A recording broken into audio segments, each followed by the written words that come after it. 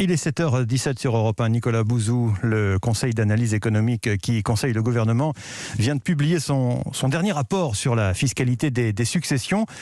Et on peut dire que c'est un véritable Big Bang qu'il préconise, hein, Nicolas? Oui, absolument. Alors c'est un rapport qui, comme toujours avec le Conseil d'analyse économique, est très documenté, c'est très précis, mais en même temps c'est contestable et je pense que c'est un peu anxiogène. Je suis pas sûr que ce soit le bon moment pour parler fiscalité. Alors les constats d'abord, le Conseil d'analyse économique a raison. On a une augmentation des inégalités de patrimoine. Pas de revenus en France, hein. Les inégalités de revenus sont stables, mais les inégalités de patrimoine augmentent.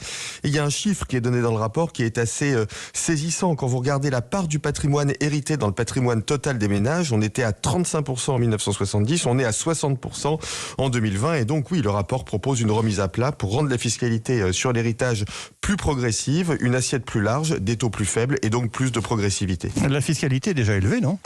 Oui, vous avez tout à fait raison, Lionel. Alors, le Conseil d'analyse économique apporte néanmoins deux nuances, hein. La première, c'est que la fiscalité est moins élevée pour les héritages en ligne directe aux conjoints ou aux enfants. Et puis, il existe de nombreuses exemptions. Alors, certaines me semblent d'ailleurs parfaitement justifiées, hein, comme l'exemption sur les biens professionnels. Mais oui, vous avez raison, Lionel. La fiscalité sur les successions est élevée en France. Et puis, il y a aussi une fiscalité sur le patrimoine avant l'héritage, hein, qu'il ne faut pas oublier, l'impôt sur la fortune immobilière, par exemple. Ouais. Mais surtout, ce qui m'agace un peu, pour être honnête avec vous, c'est que le rapport trahit un biais très français.